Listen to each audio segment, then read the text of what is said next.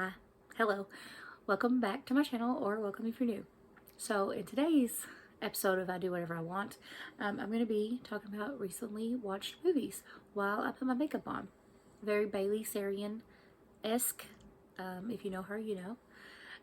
So yeah, I'm just going to talk to you about the movies or TV shows or whatever I've watched recently, give you my little review opinion on them, and play with some makeup. If you enjoy this while you're watching, please be sure to give it a thumbs up, and let's go. Let's talk about some movies. So again, as I would have just told you, I'm just going to be applying my makeup and talking about movies that I've watched recently. Very Bailey Sarian-esque, except for it's just going to be movies I've watched recently instead of serial killers. And if you don't watch Bailey, love her. So anyways, I'm not going to be talking about the makeup at all. It'll all be listed below if you're curious at all. So, the first movie that I'm going to talk about is called The Good Nurse. This has probably been my favorite movie that I watched recently. It was just so good, especially if you are in the medical field, have ever worked in the medical field. It's really like interesting in that aspect, but I think anybody could enjoy the film.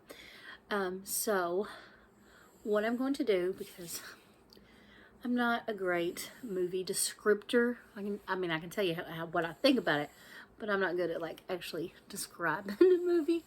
So I wrote down a basic description. I'm going to read that to you, and then I'll tell you my opinion on it.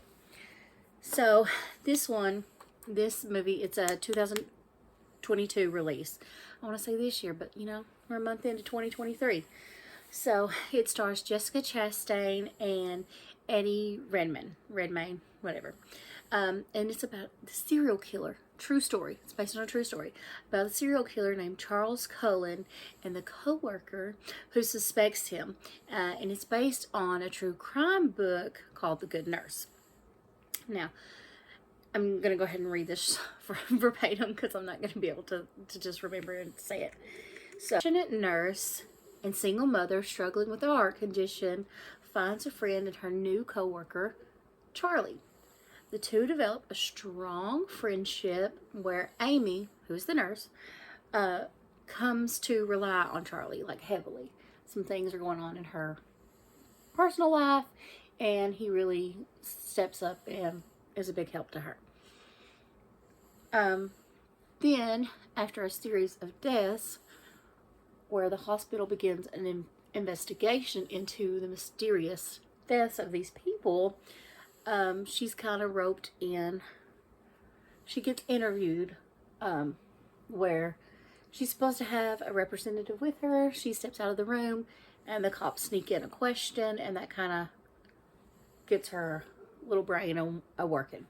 So, she's put into a position where she becomes the main source of information, where the police are trying to find out the truth about what's happening with these patients and why seemingly healthy patients are just all of a sudden dying. And that, you know, obviously they notice that Charlie is not necessarily present, but involved in all of these kinds of cases.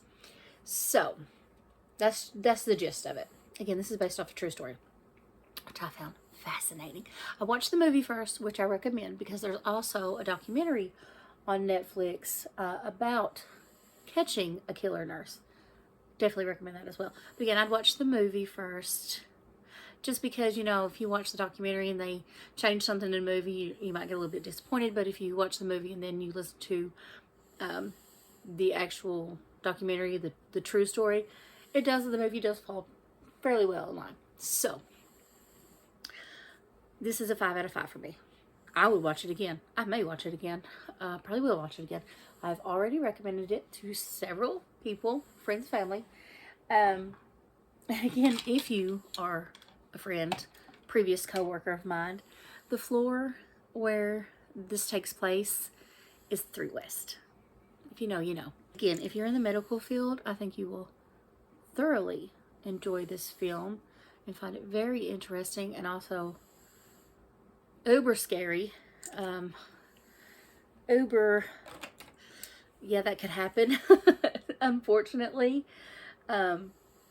So it just really, it really captured the story. Like, again, if you watch the documentary afterwards, you'll be like, wow, yeah, totally. And they reference clips in the movie, in the documentary. And I don't believe I'm making that up. So it's really just interesting to watch it. Obviously, he gets caught. This is based on a true story. He does eventually get caught. But it's just so interesting to see how it was handled from hospital to hospital, because he did this over multiple years. So many victims, multiple years. He was caught, but he wasn't caught. Like, the hospitals were concerned more about, you know, business over well-being, which, again, if you know, you know. That's so unfortunate. But a hospital is a business, and I hate that. But it was so, like, I was into it. And I'm a type of person where I like to do multiple things at once. You know, I'm on my phone, computer, all kinds of things, and I kind of watch things in the background. You know, I can do both. I'm still watching it, but I'm not fully engaged, I guess is what I'm saying. This one, never took my eyes off the screen. Really loved it. Wouldn't say it's like a thriller, but just really good. And again, I'll watch it again. I'm going to watch it again. So, now the next movie here. Moving on. This is The Black Phone. This came out again 2021. I was so freaking excited to watch this. I wanted to go to the theater and watch it. I love horror movies. That's like number one is a horror thriller. Not so much horror gore, which I will still watch, but it's more horror thriller. To the theater and watch this, but that didn't happen. It's not really my husband's cup of tea. He's not into that kind of movie like I am. But I'll tell you the description, then I'll give you my review. So the basic description of this is: after a boy is abducted by a child killer and locked in a soundproof basement, the boy starts receiving phone calls on a disconnected black phone that's on the wall. And these phone calls are coming from the killer's previous victims. So they're coming, you know, it's kind of, you're kind of like, what's going on? Like, how is he getting these phone calls? What's the secret? What's happening, you know? And so I was disappointed, I gotta say. I was disappointed in this because I was so excited to watch it, and I guess I kind of built it up in my head. Again, multiple boys get abducted and killed right off the bat. That's how we start out the film, and they are not really connected to the last boy that gets abducted, but he doesn't know them. The very one before him is his friend. So he's in this basement. This killer has a mask on. He's abducted him, and he keeps getting calls. But the thing that struck me is the killer said, you know, that phone don't work. It hasn't worked since I was a little boy. Which I was like, what happened to you? You know, I need to know the backstory. I need to know everything that happened. And I didn't get that. So this little boy, he's abducted, and his sister starts revealing things like to the police that they didn't release. So how did she know these things? And the boy's sister and him are both live at home with their father, who's an alcoholic. Their mother has passed. You learn, you know, that story. But he says to the little girl, your dreams are just dreams, they're not real, which, you know, gives you the impression that she has sort of like a psychic connection or something like that. And he says, you know, you're not your mother, which also implies that their mother had these abilities. So then the boy starts receiving these phone calls from these dead people in the basement. That's basically the gist of it. I mean, it was decent. Okay, it was decent. It didn't leave me like on the edge of what's going to happen next and things like that. And the end, I needed to know why this man was capturing these boys. And it did not tell me. It did not tell me the why. And I need to know the why. So, it wasn't horrible. Watch it, a one-time watch. That's all it is for me. I'll never rewatch it again. But it wasn't bad. Like, I don't feel like I wasted 2 hours of my time. that helps. Another very much enjoyed, would watch again. I think I'd already seen it and watched it again, but I would watch it another time. It's one of those that I could repeat watch. So this one is called Beneath the Darkness, and I found this on Amazon Prime. I believe that's where I found it. It is an older movie, as in 2011, and it stars Dennis Quaid.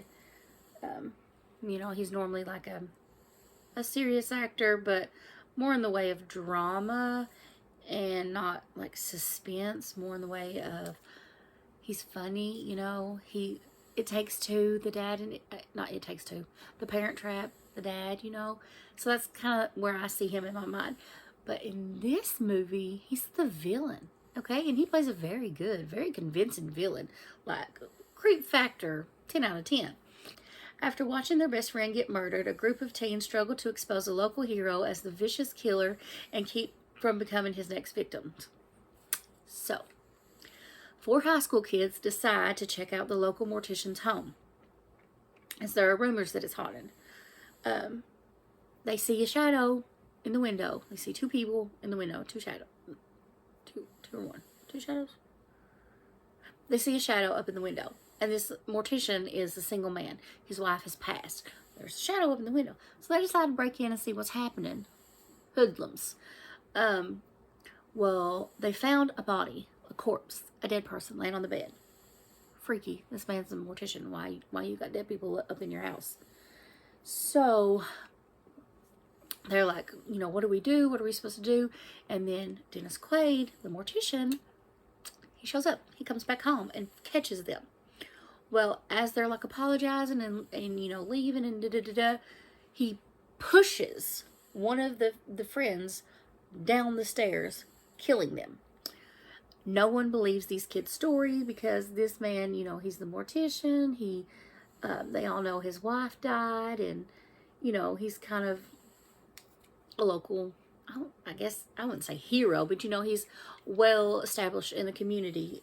So no one believes these 4 hoodlum teenagers who just broke into his home, and now they're saying he pushed their friend down the stairs and murdered him, and he had a dead body in his bed.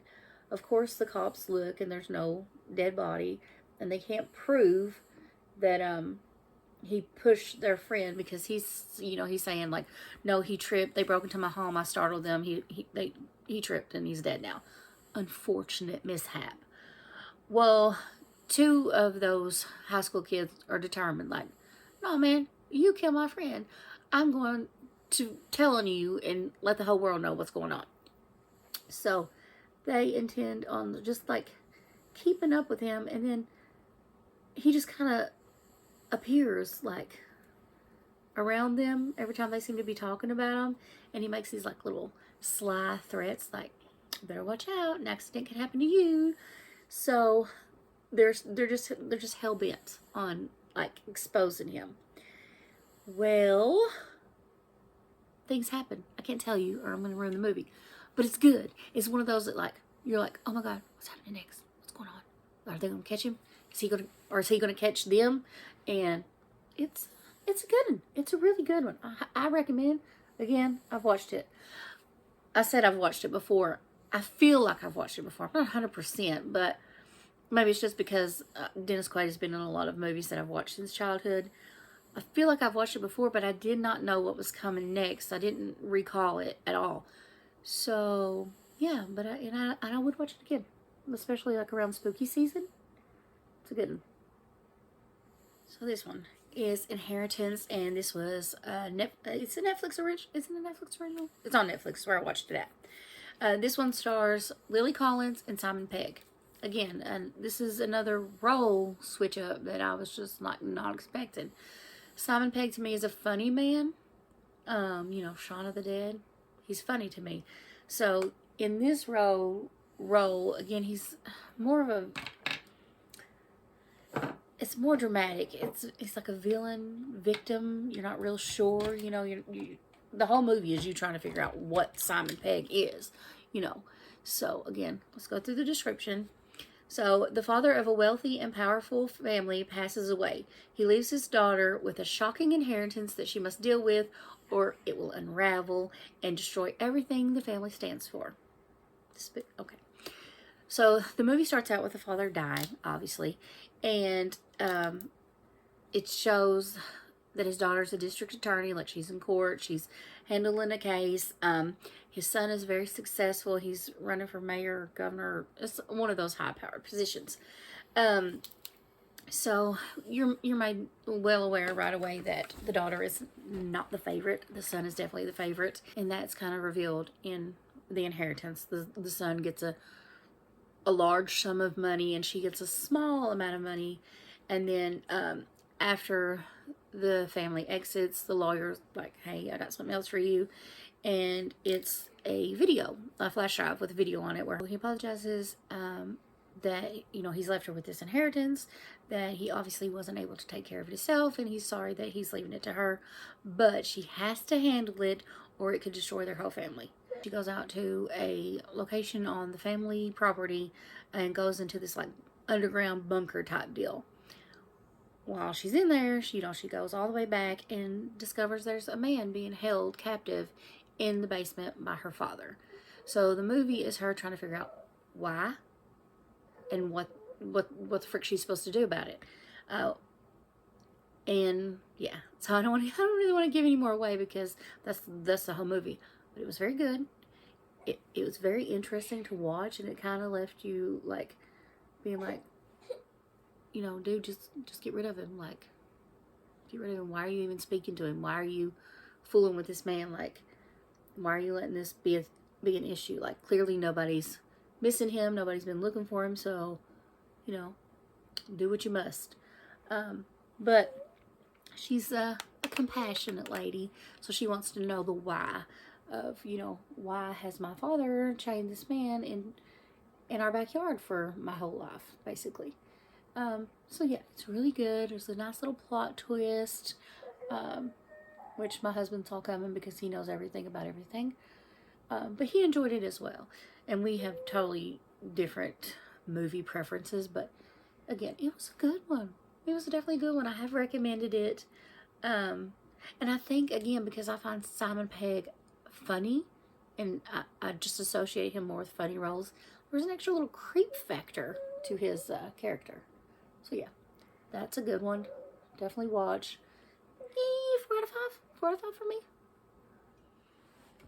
Okay, so the next one is Army of Thieves, and this is a Netflix original, and it is a prequel to Army of the Dead, which I have not seen, but my husband has.